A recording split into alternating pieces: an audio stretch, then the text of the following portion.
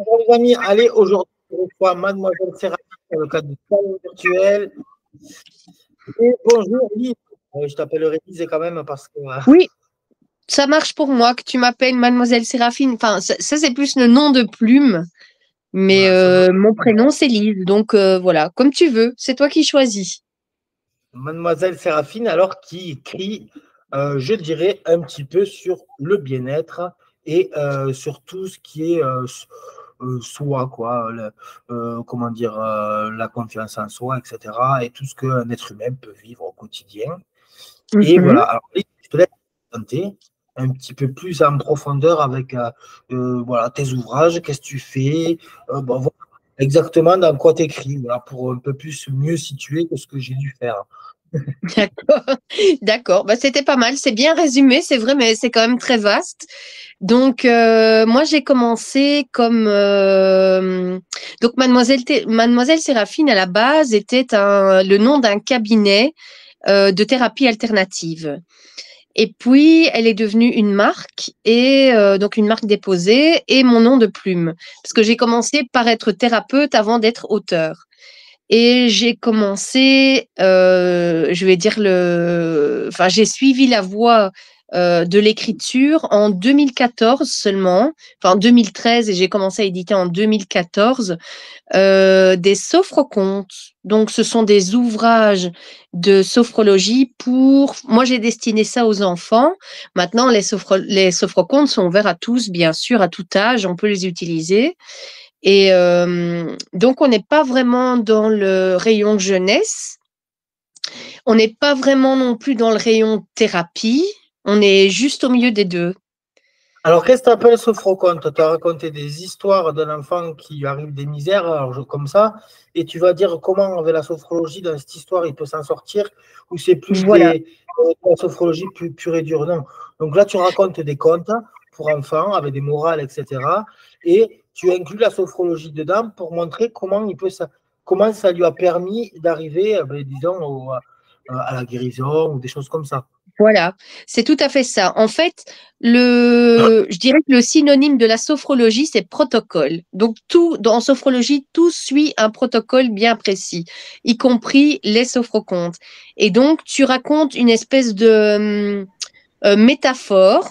Donc, au lieu d'utiliser une image, tu utilises des mots pour décrire une situation problématique que, donc, dans mon cas, l'enfant pourrait rencontrer au quotidien.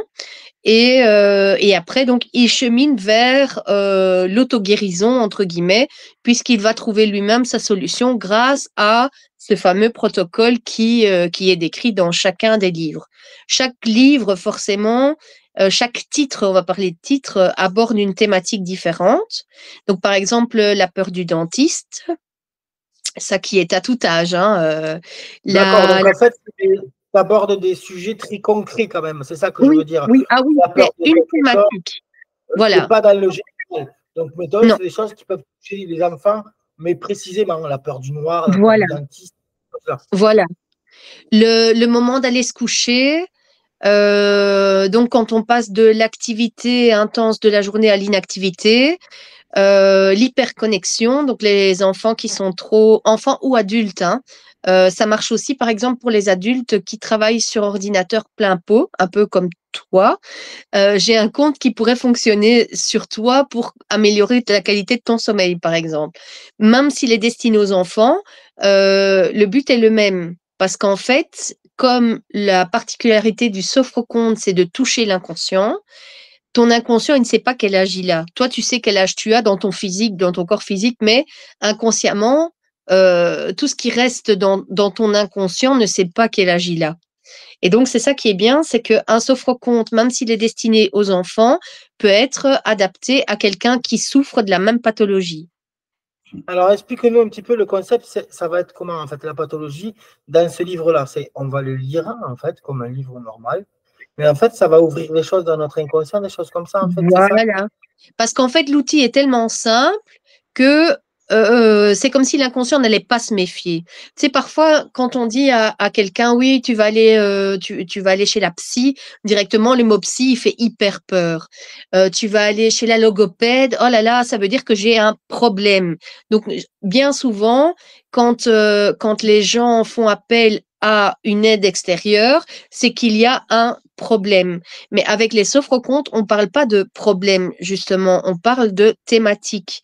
Donc, si l'enfant a du mal à s'endormir, c'est pas un problème, c'est juste quelque chose, un passage, une crise, quelque chose qu'il rencontre temporairement dans sa vie.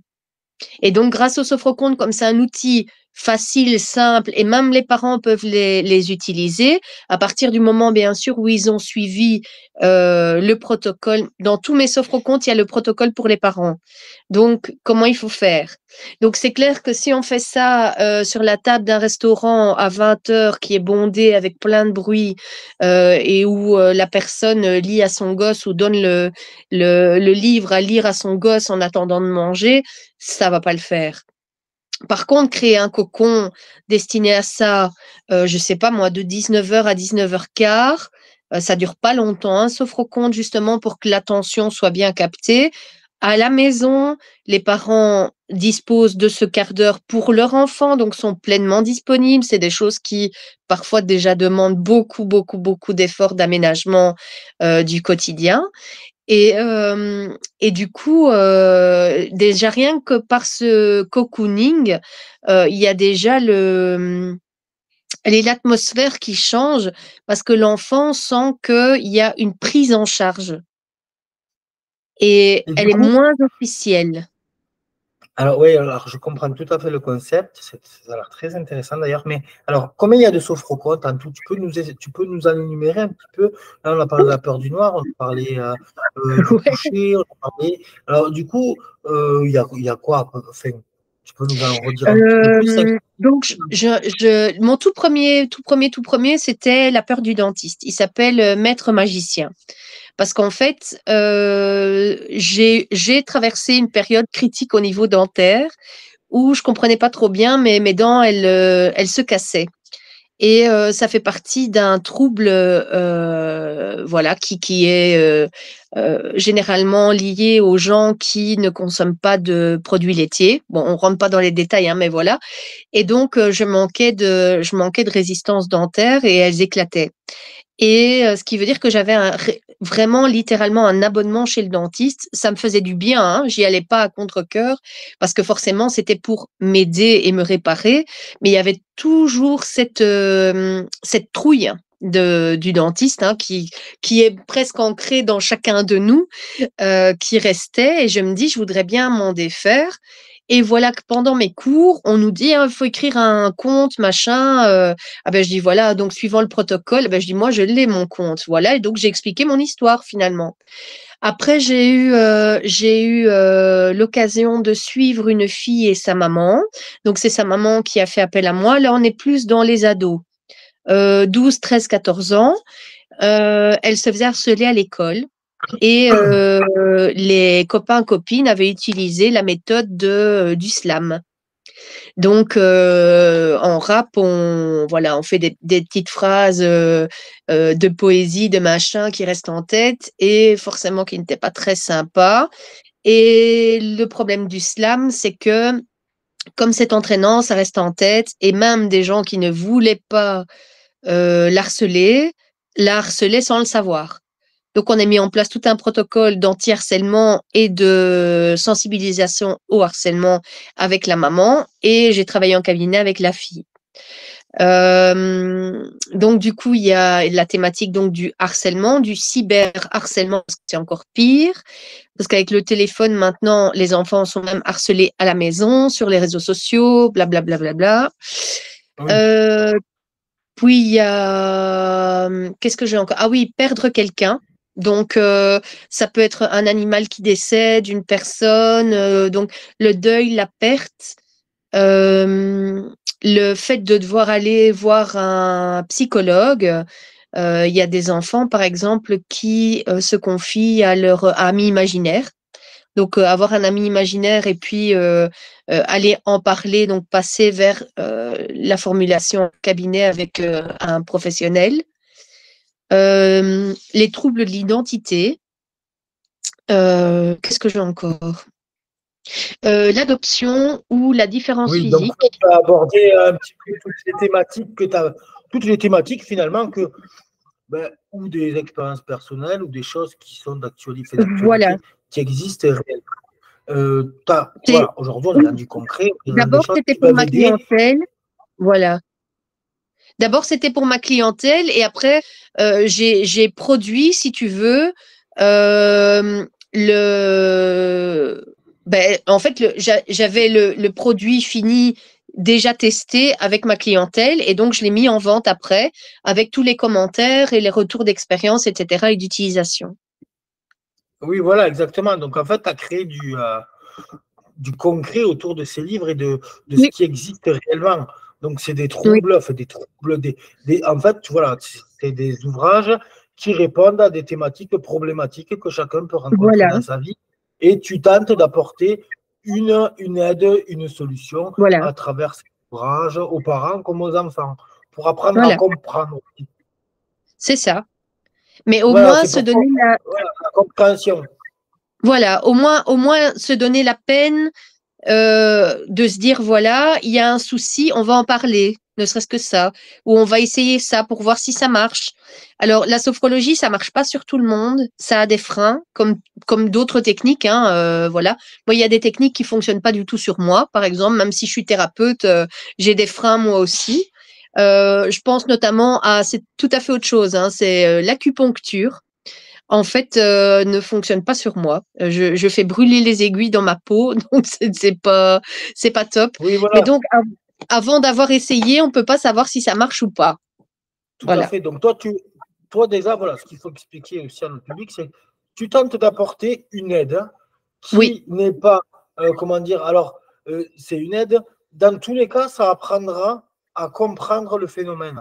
Même oui, si le livre et la sophrologie ne sont pas efficaces, c'est la personne, elle apprendra des choses et elle permettra à la personne certainement de comprendre la problématique ou le passage de la vie, etc.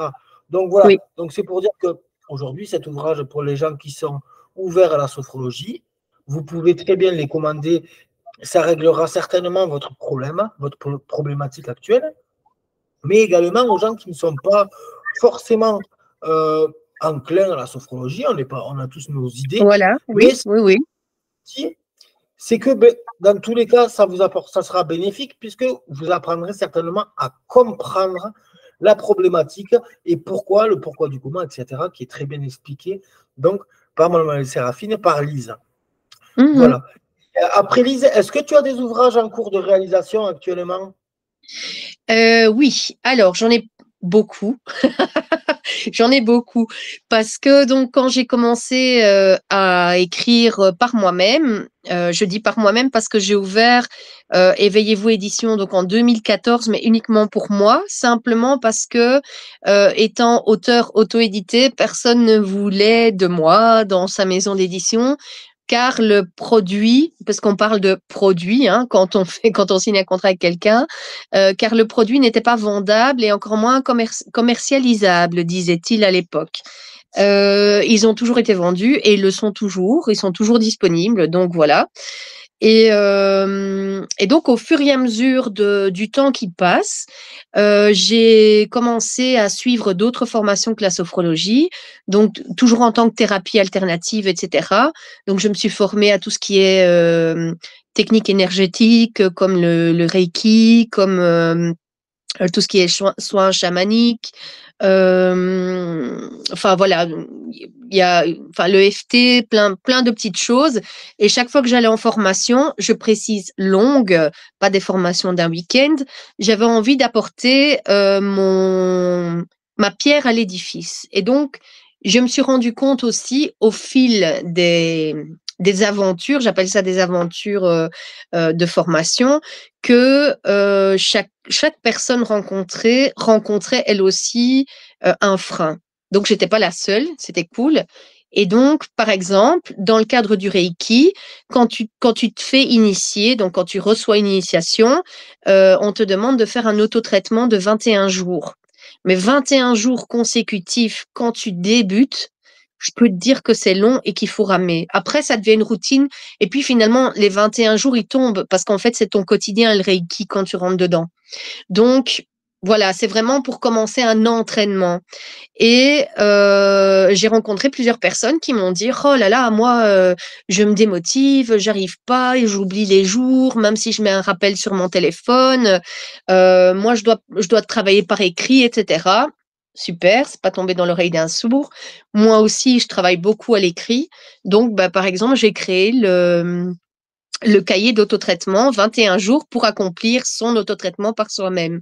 Donc, j'enseigne pas la méthode, mais il y a un cahier de support qui explique, qui donne des pistes pour pouvoir aller au bout de son traitement sans que ça paraisse ni rasoir, ni long, ni voilà, ni démesuré dans le temps qu'on doit consacrer à ce qu'on a à faire finalement.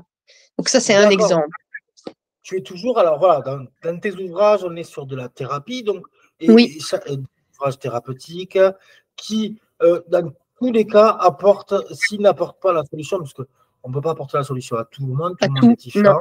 tout à fait. Et à travers tes ouvrages, on va apporter déjà de la connaissance et de la compréhension. Oui. C'est ça que je voudrais parler, voilà, vraiment. Donc voilà. Donc si vous avez des problématiques dans votre vie, comme tout le monde, avec les ouvrages de Lise et notamment Mademoiselle Séraphine, là, vous avez tous ces ouvrages donc sur le site Le Gnome des mots que je Oui, laisserai. Et oui. voilà, vous pouvez procurer en fonction de des thématiques, tous les ouvrages de Lise. Écoute, Lise, je te remercie pour cette interview. Et Avec on a appris à plaisir. te connaître. Ravi voilà, d'avoir pu te présenter. Moi Et puis, aussi. moi, je te souhaite plein de succès et puis à très vite. À très vite.